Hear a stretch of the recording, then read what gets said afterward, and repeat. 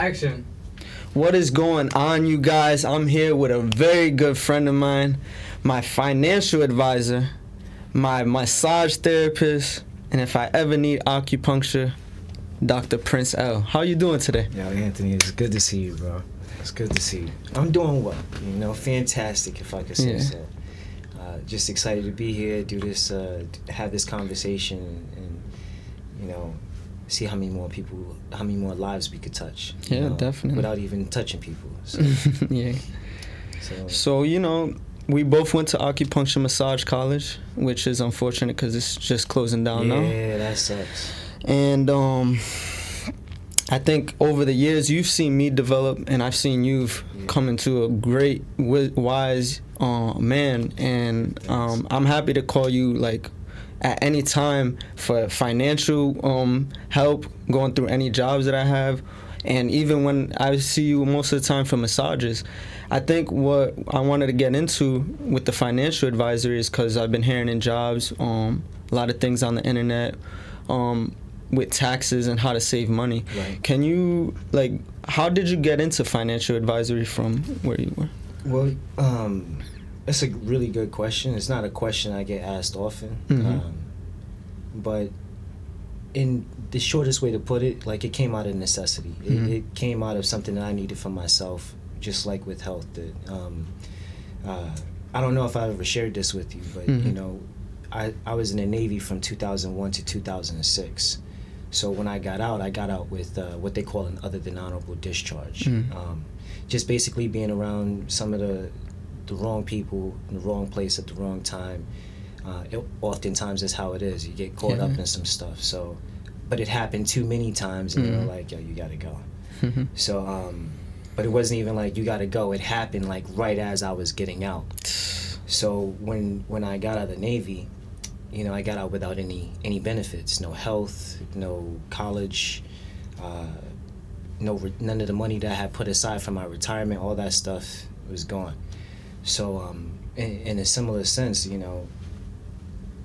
it was something that I needed. Yeah. Because when I transitioned, it wasn't something that they gave us as prior service members, and it's that's part of the reason why there are so many homeless vets all across America. Because the type of assistance that we really need, we don't get. Mm-hmm. So, with health, when I got out of the Navy, that was one of the first things on my mind was how do I take care of everything short of surgery. And it took me a couple of years to find my way into health. And then many years later, it took me many more years to find my way into finance. Health was a beautiful thing. I still love it. It's something I still do. Mm-hmm. I try to make everything holistic. And how I essentially got into finance was, after COVID, it changed a lot of things for a lot of us. We were hands-on people. To 90% of my business was face-to-face, touching people, shaking their hands, looking them in the eye and seeing what's going on. But it was also around that time I started realizing where I actually had a gap that needed to be filled. Mm-hmm. Because, and this, when we go to sleep, the business stops running. Yeah. So where's the money gonna come from? And I looked at this and I was thinking to myself, how is it that I'm almost 15 years into health and the entire time nobody was like, hey, what's your retirement like? Mm-hmm. What's your retirement plan like? What's your exit strategy out of working because it's a necessity? So I started thinking about that more seriously and then really step back and look at how finance was impacting my life. It's easy to make the money, but maintaining it became a challenge. Yeah. So I started looking for ways to do that, and a friend of mine had introduced me to a company that I partnered with, and essentially from there, for the last 2 years, it's been a journey. It's been on, not just to supplement the things that I was missing financially in my life, but also to share my experience with other people. So that way, young entrepreneurs, when they're starting their business, they're not starting from ground zero for 10 years and then oh snap, I got to do this. I got to start putting money away, you know. And we never really think about it, you know, when it's just us and we don't have kids. But you know, you and I both have children, so like it's not even about us. It's about, for me also, it's about leaving a legacy behind more than anything, and that's really what I'm focused on now. Like, you know, it's great that I have a fully functioning body, but I want to leave something massive behind for my children to be able to take advantage of, and you know, pass that on to their children and their children's children. So I've expanded my vision, you know, and I want it to be holistic. You know, I want every part of it to interconnect into everything else the right way, you know, in a way that fits my life on my terms. So, but you know, we got time to kind of just so dig like into that. the pandemic was a big transition for massage therapy. I mean, for everyone in general, but I know as a massage therapist, getting laid off from Massage Envy and not collecting that unemployment, and then just wondering like, when am I gonna do my next massage? You know what I mean? Also doing yoga, it was a big transition. So, you know, that's when I actually went to Rhode Island, and in that year I had opened the business with the massage up there, and it was good to like kind of like step into the role of doing private, like obviously I have my private clients, but like opening your business and the LLC, getting your checking account with the business credit, all of that, I didn't really have. It was a good stepping stone in learning.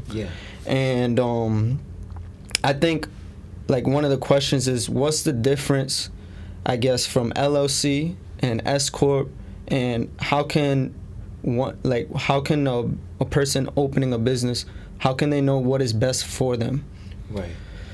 So, you know, it's a good question, and like a lot of people don't really know the difference. You know, like most people just look at what's the easiest way to start a business if I'm an entrepreneur. And you know, the trend right now for like the last several years has been open your LLC. You know, like it's on most people's algorithm if you're an entrepreneur. You know, why aren't you investing in tax liens, business credit, right? You know, like, what are you doing, right? And but you know, LLC, it's just a business structure. It doesn't have anything to do with the tax structure. And like when we think about finance, taxes is not an asset; it's a liability. It's a debt. You know, it's money coming out of our pockets. So you know, a lot of people, especially in the last several years, and you know, we had a president who is talking a lot about like zero tax liability. And people were like, "Yo, how do I do that? You know, how do you do that?" Not realizing that, you know, firstly, the way that you set up your business has an impact on that. So like most people who set up an LLC, you know, it's set up in a way where tax-wise, essentially you could be taxed twice, right? And then when you're thinking about like, well, how do you get rid of the second tax? Well, most people don't really know anything about an S Corp or what the S Corp means, because they hear about C Corps and like, well, doesn't the C Corp pay double taxes? Well, not if you elect an S Corp status, right? The same thing with an LLC. You could establish an LLC as a single member S Corp, and then like the IRS is like, okay, so we're gonna tax you at the rate of the owner, right? So like that became the real easy way to understand that, you know, like, well, whatever your income tax bracket is what your business is going to be taxed at. So it's a nice little pass-through entity. And then, of course, like there are deductions that we should all be looking to like take advantage of when it comes to the types of businesses that we have. So like, you know, for us, you know, like when we were doing more body work at the time, uniforms, laundry, dry cleaning, gas, you know, mileage, food, of course, you know, because you got to fuel the body. You know, you can't just go into a session with low energy. You know what I'm saying? And a lot of people are like, oh, well, you know, aren't you being fueled by the universe? Like, it's the qigong stuff. But you know, like that only takes you so far. You know, you still got to get the Gucci, you know, the food into the body. A lot of people, if you didn't go to traditional Chinese medicine, if you didn't study that, like qi is energy, and then there's different types of qi, like wei qi, defensive energy. Right. Gu qi is the digestive energy. What's some of the other chis? Like one that I like is yin chi. Yin chi, which is nutritive chi. Like okay. Every time we stimulate acupuncture points, we stimulate nutritive chi, nutritive energy. It's like stimulating the nourishing cycle. You know, the body automatically wakes up, the channels open up, and it's just the body is like, okay, I'm here to work. Yeah, you know, I'm in an active state now. So, but yeah, you know, Kong Chi, Wen Chi. Yeah. Right. Yeah, you know. So like so going into the massage, and we definitely need to be nourished to give our full 100%. Right. And I feel like with massage, right, a lot of people don't know that how beneficial it could be to get massages regularly, and how that translates into becoming, you know, financially well off, right? Well, because right, if you're supporting yourself, your health is your wealth, right? It is. So nutrition and exercise are important, but I feel like massage is like a hidden gem to like really kind of circulate that energy. Right. If you're feeling down, like how would you correlate that with financial like well-being? Because most of the times people who get massages, they're kind of like, they don't want to pay for a massage, right? Because it's like it's a luxury. Is it? Like, well, I mean, in so many ways it is a luxury, you know, because it's not a necessity for most people, and so like anything that's not essential is of course a luxury. Anything that, like, you know, you can basically do without, but you add it into your life, luxury, right? You know, even if that means for some of us getting on a yacht, you know, it's like, do you need to get on the yacht? No, but I need to go clear my mind, right? And for some people, understanding what's become the latest advent or trend, which is wellness. You know, most people who are on the client side of what we do, they don't understand exactly what you're saying. You know, they're like, oh, like, I don't need a massage. Okay, well, maybe not, but most standard employees are getting what they call HSAs, or health spending accounts, or FSAs, flexible spending accounts. And those types of things, if you don't use it, you lose it. But it's your money, so you're already paying for these accounts. But why are you not using it? Right? Like, like, we understand as professionals that what we do is passive exercise for our clients. Yeah. They don't have to do the workout. They don't have to do the stretching themselves. They don't have to do any of the heavy lifting. Like, that's us. You know what I'm saying? We become the biological machines that, through intuition, through experience, through education, we share that skill, and it really is a skill. You know, like, you don't want just any old body just touching it. But for our clients, understanding that the wellness is extremely important, especially to their finance, because for every $1 that a person spends on wellness, they save $2.50 on medical expenses. Right? Like, there's a lot of data that supports that, and a lot of companies, big name companies, are doing this, where they're like, look, we need you to go, you know, take care of your mental health. You know, what's another way for a person to decompress? Body work, acupuncture, you know. And sometimes, because they seem like such a luxury, they're the last thing people will try, when it really should be the first thing they try before, you know, long-standing illness sets in, and then all of a sudden it's a problem that they can't handle.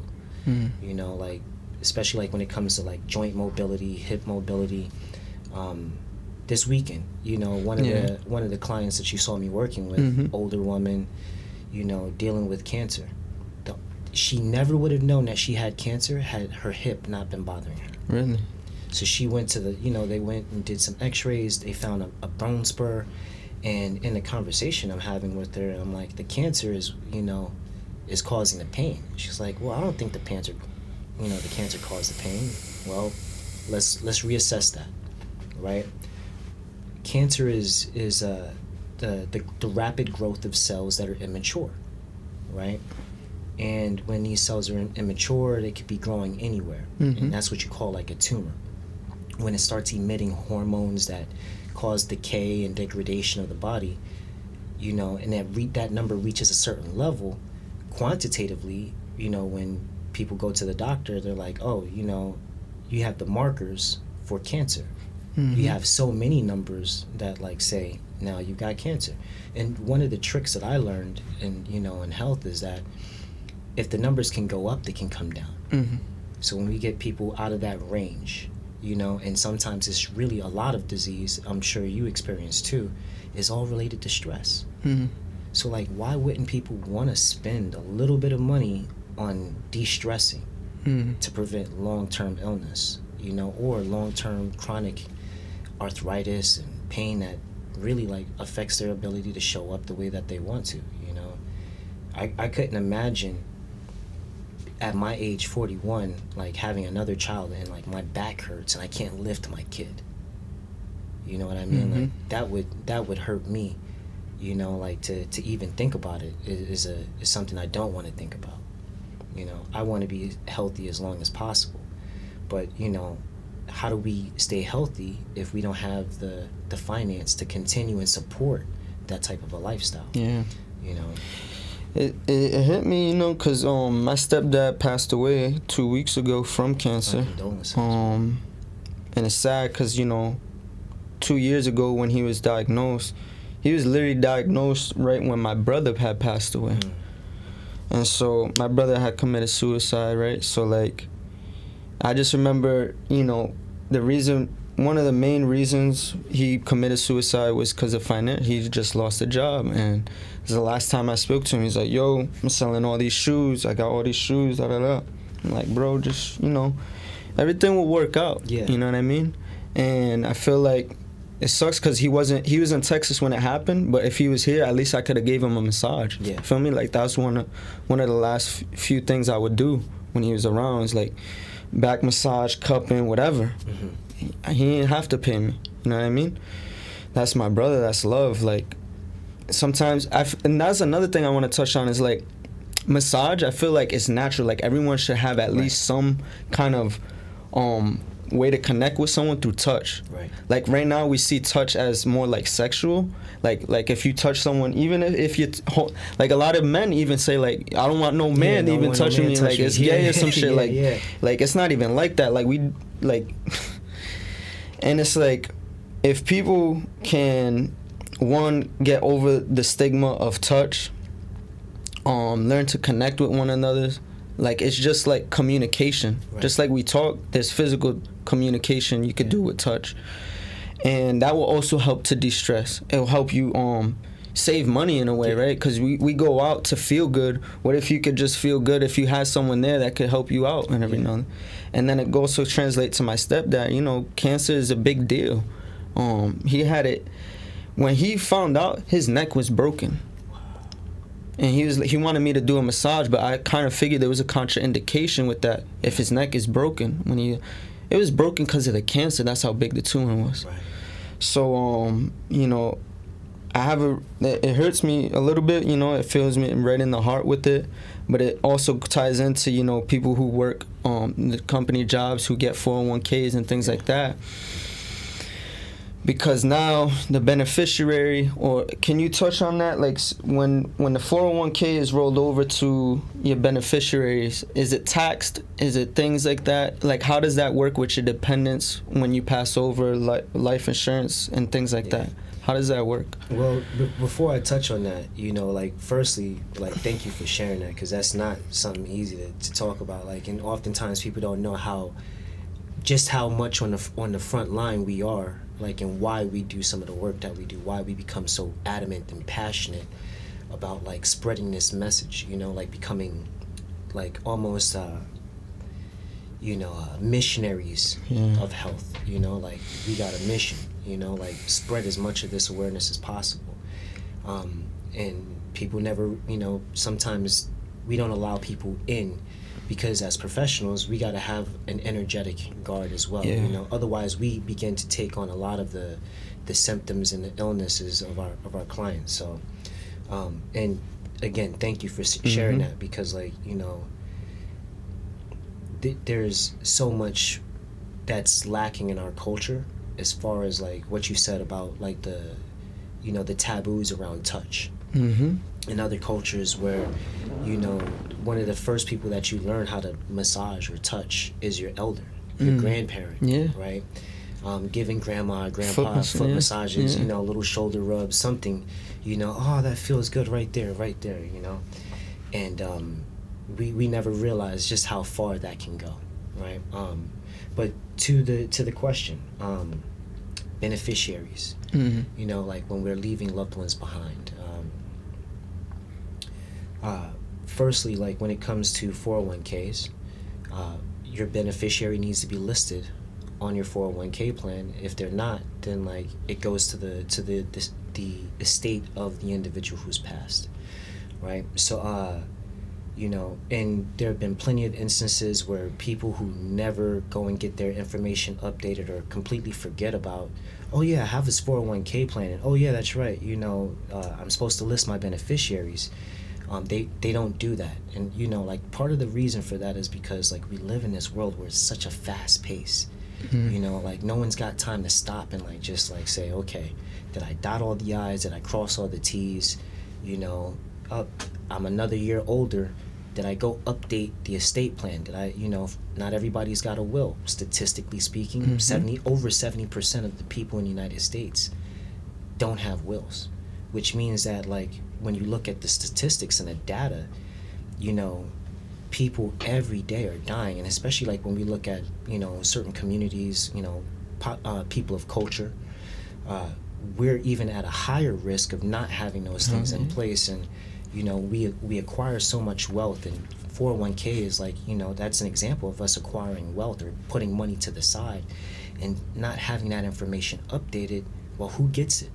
Who gets to keep the money if the estate plan isn't done? Well, for the most part, it goes to the government. It goes to the state and local governments, because courts have to get involved to then say, okay, like this person died without a will, so as a court we're going to create a will, intestate for the deceased.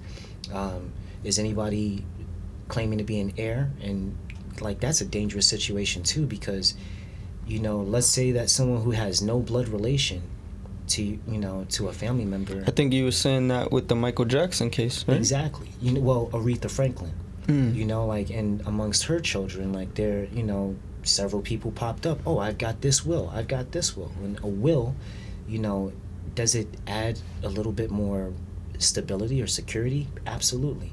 But is it enough? No, because the will can be challenged. And her children, they were squabbling amongst each other, and oh, I've got this will, and I've got this will, and everybody's like fighting over the estate. They gotta go to court now to have a court mediate who's gonna get what. And that's where the majority of a person's estate disappears.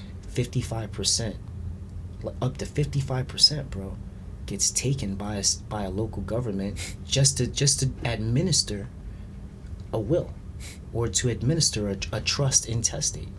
So like having looked at those types of things is why I became more of an advocate behind having a will is great, but you need a trust. Oh, why should I get a trust? Because it's your last will and testament, you're getting it notarized, there's a lot more security involved to it, and while you're alive you can continue to revoke, amend it, and update the information. So if you got more, if we have more children, add the children on. We lose a relative, update it, update the information. We want to make sure that the right people are getting what we want them to have. And that's just another way of making sure that like what you want or what anybody would want for their family, they get that. Otherwise 55%, like that's one hell of a tax. It's one hell of a tax. And I mean, like, not to mention the amount of time that it takes for a court to administer these types of processes. Imagine having a house, right? Imagine we buy a house.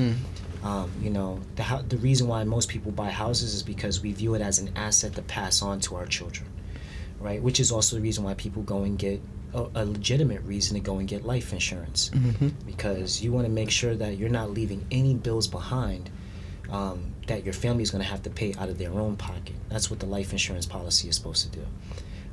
So like when it comes to both the the 401k or the life insurance policy both have to have the beneficiaries updated constantly.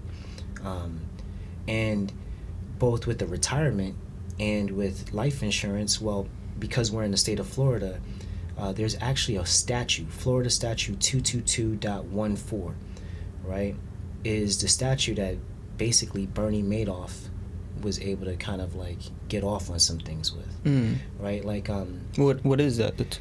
So the Florida Statute 222.14 is the life insurance or retirement, hidden gem. Basically, if you put money into those types of things, it can't be challenged in court. The court can't touch the money or anything else like that. It's a very interesting. It's like a trust in a way. It is like a trust, but that's what life insurance is. It's an immediate estate. Your retirement is also an immediate estate too, because once you reach the age of maturity for the retirement product, the money is yours. Well, 401k, if it's a traditional 401k, well, more people come to find out later on that they'll end up having to pay taxes at the time of withdrawal. And mostly because they're like, oh, I'm going to get this free money. That's something I think is like we need to really assess and really challenge, especially in our cultures. Mostly because anytime we hear free this or free that, well, not all money is good money. Yeah. Right? And whenever I say that in massage too. Not all money is good. I won't take all clients. No, absolutely not. And we have to be discerning about that too, because once again, we're taking on that person's energy. We're also becoming associated with that person as a result of it. So like, we want to make sure that that's in alignment too. If you were getting money from a questionable client, would you feel comfortable in your heart and your mind at night knowing that like maybe someone else is hurting someone else and that's how they paid you? I'm not taking those clients. So we when we think about the 401k, we're not paying taxes on it right now, the traditional 401k. But later on, guess what comes? At the time of withdrawal, Mr. Sam, because he's no uncle of mine, Mr. Sam shows up, you're going to need that tax money.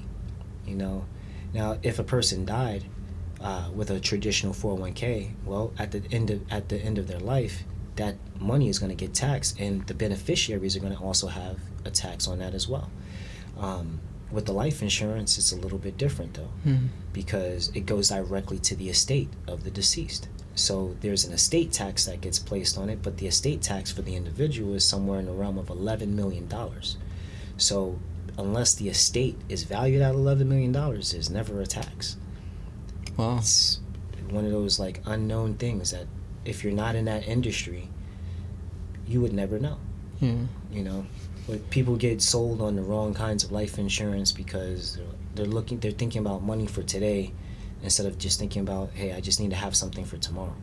All right, so with the life insurance, the Instagram, the internet world go crazy, right? Like they like, you can put all your money and you can borrow against it, something like that. But like, hold on, before you continue, think about what you just said. You could put whose money? Your money. Your money, and then after you put your money in, what are you doing? You can borrow against. I can borrow it. It's your money, right? It's my money, though. Yeah. Why would I borrow my money? Now, don't get me wrong. Like there are instances where like borrowing your own money could work to your advantage, right? Like let's say you had millions of dollars, and you were looking for like some loophole, right? Well, borrowing your money might not sound like a bad thing. Like how much do you want to borrow? I got $500,000 I can put in there, right? And then like that's some of the things that you hear in the social media stuff. Like, oh yeah, you got put $300,000 into a life insurance policy. Wait, you had $300,000 to start with. You're gonna put it into a life insurance policy just to borrow the money? Well, when you borrow money, what happens with that? What comes along with that? Interest, another payment, right? And then most people are like, oh, social media will tell you, oh, you don't have to pay it back. But they don't know that the life insurance policies have what's called an automatic loan provision. So if you don't pay the money back automatically, They create a loan, they take it out of the insurance coverage, and they say, we'll go ahead and give you a loan for that much. Next month, oh, you just still didn't pay it back? No problem. Well, another loan, and another loan, and another loan. And people forget about their life insurance policies. They borrowed money that was essentially theirs, and when their family needs the money at the end of that person's life, it could potentially have eaten into the amount of coverage, and the families don't get the money that was put into the savings part of it. So they only get whatever is left in the insurance coverage. What if a family needs $150,000 to finish paying off the mortgage, but somehow you ate into the coverage by $25,000? It's $125,000 that your family's getting, right? And probably not even that, because we still got to pay for final expenses. We got to lay our loved ones to rest. You know, maybe some of them want extravagant homegoing ceremonies, you know, pink Cadillacs like Aretha Franklin had, you know, and now it's less than $150,000. But where are they going to get the rest of the money from? You know, whatever the life insurance can cover is what it's going to cover, but everything else. And like, I think that those are dangerous kind of like insurance policies that exist out there. But, you know, I think that it's also because most people don't know or have all the facts for them to make a more responsible decision, that they just rush off into, oh yeah, you know, I saw this thing on TikTok, and you know, I'm getting that one. That's the one that I want, the one where I borrow from it. Yeah. You know, let me get that. Like, what I've gone and been able to do, though, is I've been able to work with some people that have shown me how to actually create that kind of a policy where you're not borrowing your money. It's your money. You know, so the way that I would do that is separate the two concepts. Separate the insurance from the savings. And now what we're doing is we can invest, you know, what some people might save on an expensive life insurance policy. We can invest that difference into their future, you know, the things that they want, you know. And one of the ways, and we've talked about it before, is, you know, taking advantage of your Roth IRA or Roth 401k, you know, because there are those out there too. Just most people are so much more focused on, I just got this job, I don't, you know, they got benefits, I didn't look over them, I just care about how much money I'm making. All right, cool, but is that really a good way to go about it? Like, is that really your wellness plan? And then we, you know, because the employer is the one that's paying them, well, what incentive does the employer have to make sure that the employee knows how to manage their money? You know, but like, you know, kind of, in, not to hit a sour note, but like, you know, finance is one of the leading causes of divorce, early life. You know what I'm saying? And when we think about it too, like, you know, it's also one of the leading causes of depression and anxiety, because people associate their worth with how much they're making. And that is also something we need to change. And you'll hear a lot of people who have money tell you that the money ain't it. No. We know a lot of people who have money and they still really live regular lives. Yeah. You can see a lot of that here in Miami. You see both ends of it, both ends of the spectrum. I wanted to get into, break this down simply. What is a trust? A trust is a legal document that has three parts to it. The creator, the person who creates the trust, a trustee, the person who manages the trust, and then a beneficiary. So the trust is created for the benefit of another person, usually not the person who created it, right? So like, it's just another way of saying, we've got children, we're going to create a trust of our own, we're going to manage the trust until the child can, you know, is old enough to manage it on their own. And that's also another thing that we have to learn and incorporate and integrate into our cultures, is wealth management. You know, talking about even the simple things like, hey, here's the savings account, you need to figure out how to use that. But if a person has a savings account and you want it to go to your child, you know, then that money is not for you, it's not for us, it's for the beneficiaries, it's for the benefit of them. So like, in the simplest way, that's what it is. We're just creating legal documents to make sure that the people we want to have stuff actually have the stuff. And it doesn't have to just be money, it could be assets. homes. Yeah, Businesses. Tangible items, jewelry, necklaces, rings. For most women who have the dream of getting married and everything like that, some of them, it used to be a thing when I was growing up that most young women wanted to be married in the wedding dress that their mother wore, right? The time frame for couples marrying is actually a little bit different in this day and age than it was when I was growing up and when you were growing up.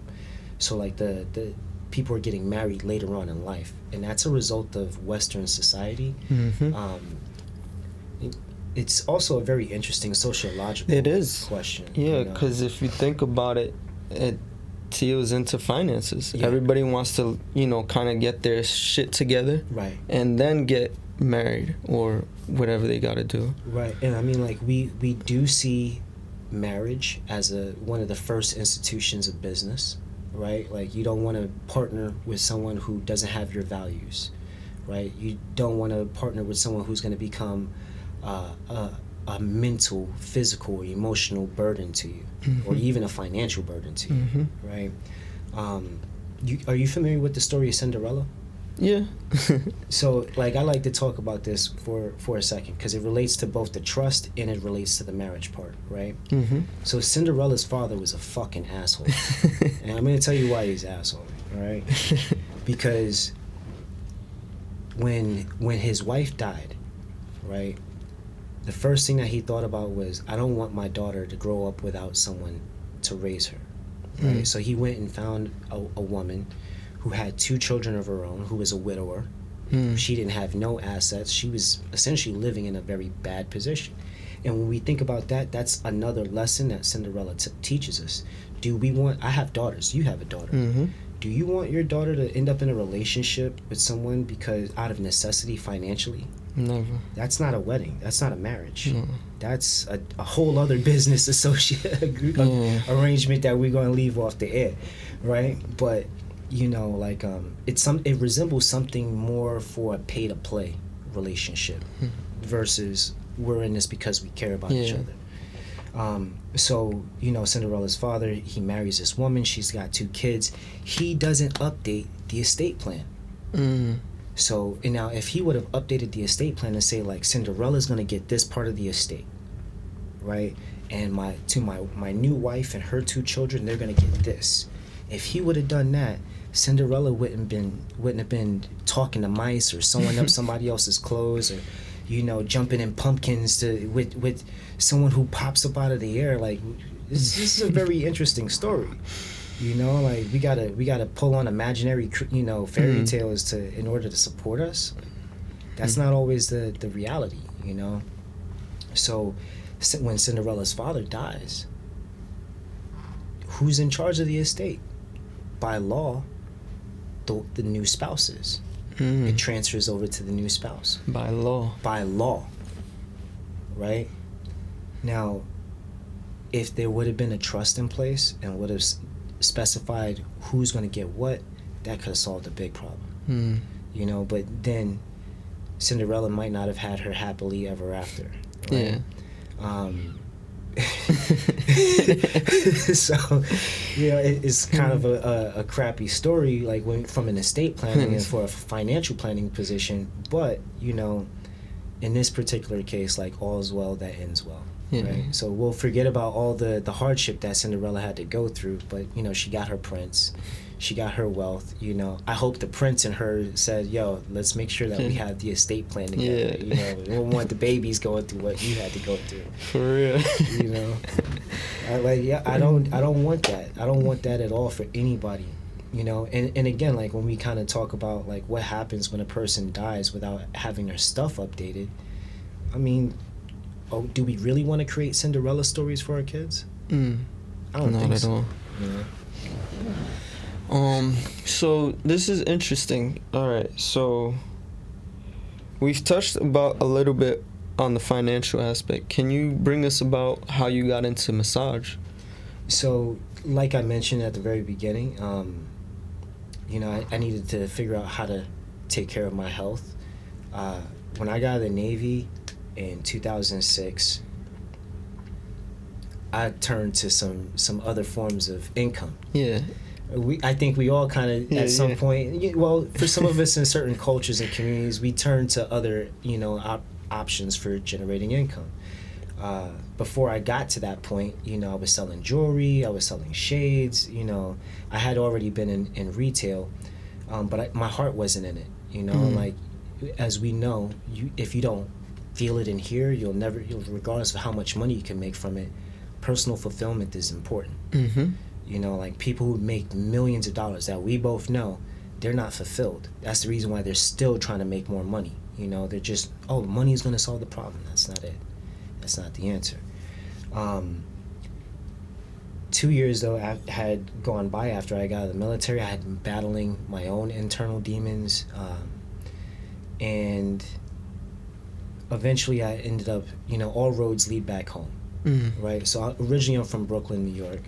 I took a trip up to New York while I was living in Mississippi, which is probably like the worst place to get out of the military, because there's virtually nothing to really do there, at least at that time. Things, of course, have like built up, So I ended up back in New York. Family member was like, "Yo, come back, let's get you right." Because they saw something in me. They were like, "You're not the same person that, I knew before the military." And ended up getting into security, but like security wasn't still like in my area. I became like a private investigator, did that for a little bit of time, and I found myself at the Queens Public Library in Jamaica, Queens, and I started studying health, and I was like, oh, what, like I like this, the sense of liberation I had gotten from knowing I could take care of the majority of my illnesses without surgery on my own was a plus to me. That was an asset to me. It was something that nobody could take from me. But I got challenged, because I was like a family member had gotten sick, and I was like, hey, you should try these herbs. And like, man, I don't want that Queens Public County, library shit. Get that out of here. Fuck that. You ain't no doctor. And then the light bulb came on. And I was like, so if I was a doctor, you'd listen. And I was like, now it's making sense. Credibility, even in the form of a piece of paper, will give people more confidence. Interesting. Right? So I ended up leaving New York, migrated back here to Miami. My mother was working at the University of Miami. Nice. But at the time, I was already 26 by this time. So like the age requirement to be able to go to school for free because your parent works there wasn't an option. I was that close, you know what I'm saying? Like if I would have came down like just 6 months earlier, like I could have gotten at least a semester of school for free. That would have been cool. And at UM, I enrolled in a liberal arts program, and I took some more philosophical courses. I took sociology. I took advanced biology and sociology. It was one course, and I was like, this was an interesting thing because I was learning how some of our decisions impact the genetic expression of our cells, tissues, how it also affects our progeny, our offspring, our children. Everything has an impact. And I was excelling in this one class so much that the biology professor was like, hey, what is it that you're going here for school for? And I was like, liberal arts. He's like, what is it really? Yeah, he's like, here's my friend's card, go talk to him. And 2 days later, I'm on my way to acupuncture massage college to go talk to them about their bachelor's of herbal medicine and their master's of oriental medicine program. Go there, they're like, hey, you don't have enough credits for it. All right, what do I got to do? Well, you can go ahead and start here, but we don't have an associate's degree program, so you're going to have to go get an associate's degree. But if you start here, you'll be able to take these credits to the other place. You'll come back with the associate's degree. If you're still interested in it, we can move forward. 9 months later, come to find out, I'm actually pretty good at this hands-on thing, you know. TCM became like my alchemy, you know, birth physically, mentally, emotionally. But the only thing I didn't do when I was going there was I didn't look at like the I Ching. I didn't study more Confucianism, you know, to understand the wealth components that traditional Chinese medicine oftentimes speaks about. I mean, like, you know, we talk about it with the three treasures, right? Jing, Qi, and Shen, right? So, you know, Jing is the essence. Right, like, and of course we get that from our parents. Both parents, you know, they bring their energy, pre-birth, pre-heaven energy, pre-birth chi, right? And but like that's also like where we get our inheritance from. So I didn't these concepts. It was like oh, whatever. Tell me more about the physical and the mental bodies. You know, the financial stuff. It didn't register then that, like, hey, we're trying not to burn the candle on both ends. You know, one end maybe, but not on both, right? And like without the finance to match and support the health, that candlestick gets closed very quickly. So and you know, ended up going through the financial aid programs, racked up a whole bunch of debt. You know, got into my third year of acupuncture school, and then life hit me again, and I was like, I don't want to do this. You know, I was like, right there. It was like, I'm ready to call it quits. And had it not been for, you know, it's so interesting the way the world works. You know, people who give us life, we end up coming back in the cycle of things and giving them life back. You know, so one of my good friends, his mother became my surrogate mother, and his father became my surrogate father. And they were like, Dredd, you gotta finish. You gotta finish this program. And I was like, why? He was like, because we don't have people in our community that look like us, that's taking care of us. So you gotta do this, right? So I was like, fine, you know, that was all the motivation I needed. A 3-year program turned into 4 years. And then little did I know that, you know, them giving me life in that instance, like almost a decade later, I would be trying to save her life. You know, so you know, had it not been for Dr. Ida Tafara, I wouldn't be here. You know, like I really wouldn't be here. And she was like, fuck the finance. We would sit down, you know, like we reason and everything like that, like on a regular basis. Anytime, whenever I left school, because I was living in Little Haiti at the time, I would stop in Coconut Grove, go check her, like make sure she was all right, you know, check on the family. Not that they needed me to check on them, but like just because it was home, you know, like it felt to my spirit, you know. And man, like it was one thing to just be there on the health side of things to help, but also, you know, looking at how her passing was affecting her family financially and everything else, that was a wake-up call for me too. You know, like, and we don't really take it seriously until we actually... Until we gotta move somewhere and we don't know where we're going. Like, it's one thing that we... And this is something that we've talked about at length before, you know. It's one thing when we want to, like, say, oh, yeah, like, money is not the answer to everything. It's not. You know what I'm saying? Like, money is just a resource. But what do we plan on doing with it? You know, and do we have enough of it to help support us when times get hard? You know, like, again, like, we can't continue to show up for people if we don't have the ability to support ourselves. You know, so more than ever, like, now, you know, I've decided to just mash these two things that to other people may not seem related, but, you know, again, like the organic veggies that we get, you know what I'm saying, like at Glacier Market, farmers market, you know, like they're not cheap. You know what I'm saying?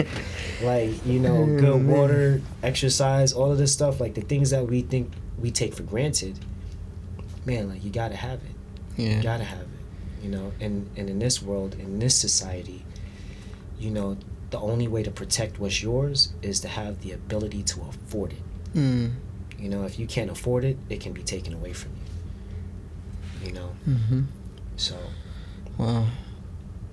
And it's been interesting because, you know, I think I met you probably right after you graduated, no? Yeah, well, like actually, 2013, shortly 2012. before I graduated, the acupuncture program, you know, is when you and I had met. Yeah. You know, and you were a young whippersnapper, had the wicks going, had the copper canteens going. The copper. Yo, man, I love that thing. I had it for like 6 years before I lost it. Yeah, mine too. You know? I ended up putting gold nuggets in mine. Word. I'm drinking it with gold in there. Yeah, man. Just, hey, you know, get the copper, get the gold energy, all of that, bro.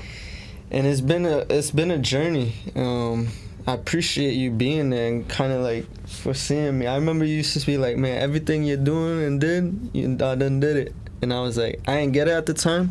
And now as I'm like at this age, I'm like, damn, you are so right. This is like an older version of me, for real, for real. Like, of all the paths we've taken and similar interests, where we've been, how we've grown up. It's interesting, and I'm thankful for you to be here. You know what I mean? I have someone that I can go to. I mean, I don't know if you have someone you could go to, you know? I'm fortunate that I do. Okay, that's good. Like, but, you know, we got to keep our treasures to ourselves, you know, sometimes, you know, otherwise, and, you know, if you don't value something, you know, you lose it.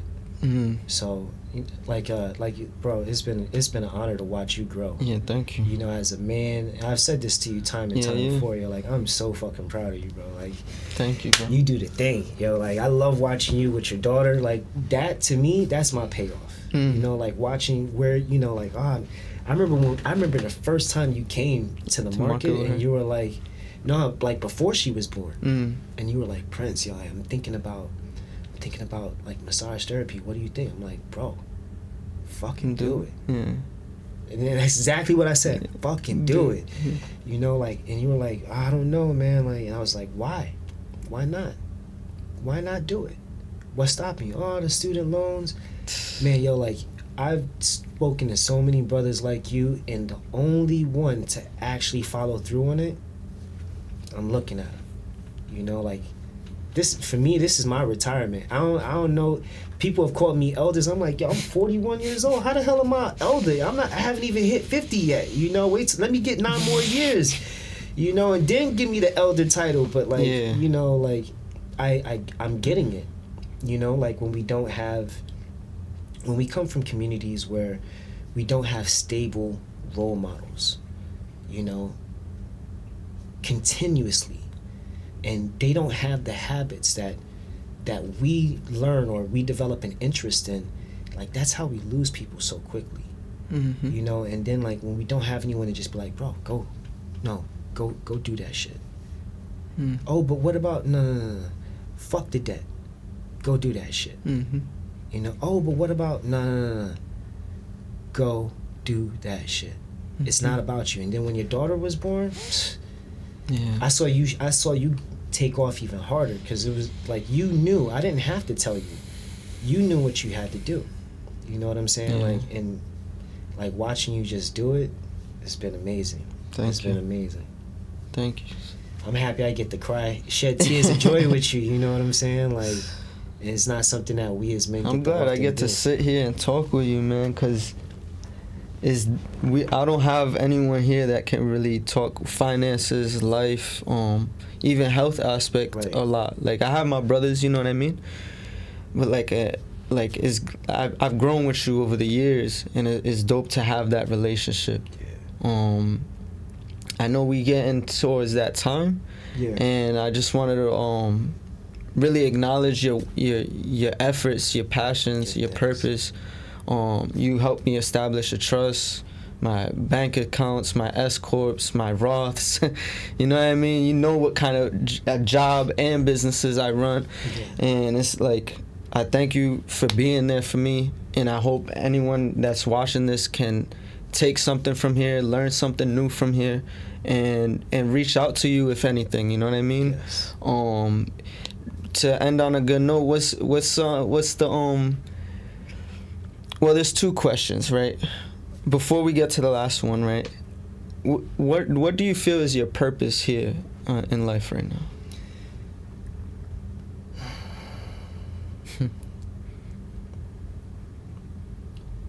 my purpose in life is to create the things that I didn't have, so that way other people do, at whatever cost it is, by any means necessary, for lack of a better expression.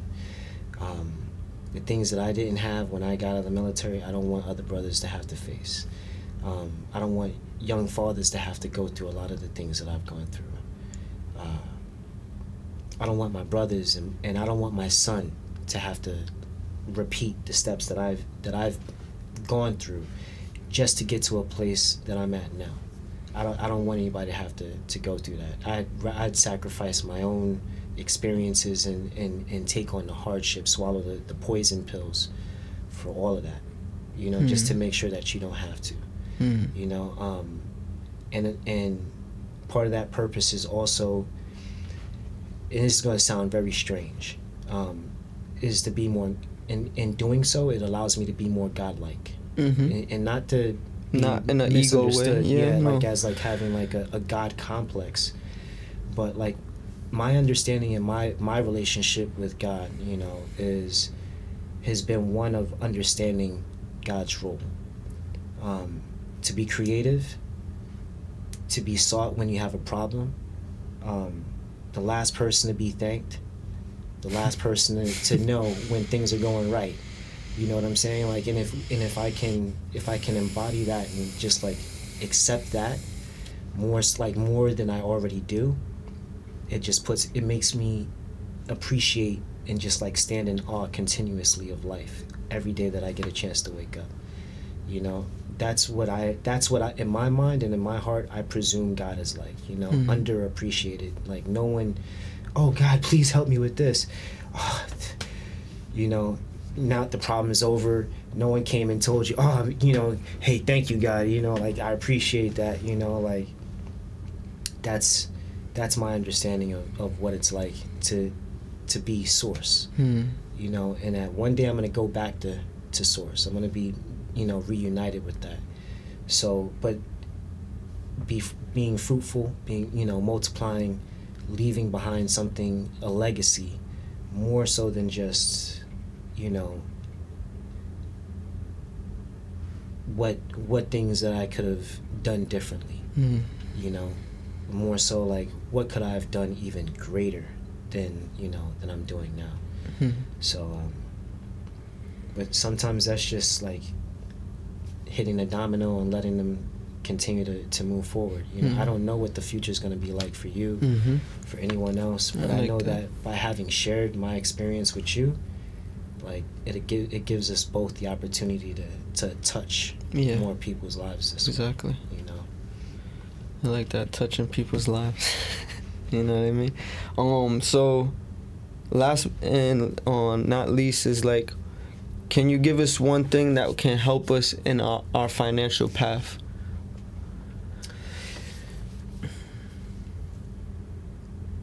Because it's such a broad question, right? I would say look into your own life.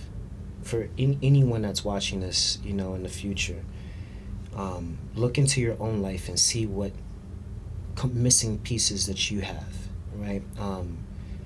If you're making money, do you have enough savings for the emergencies without having to dip into the money for the future?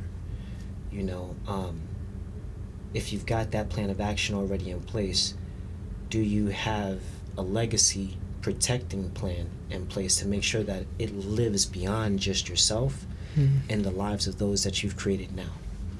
And and for whatever that looks like for anyone, I think that's the starting point to a new financial journey.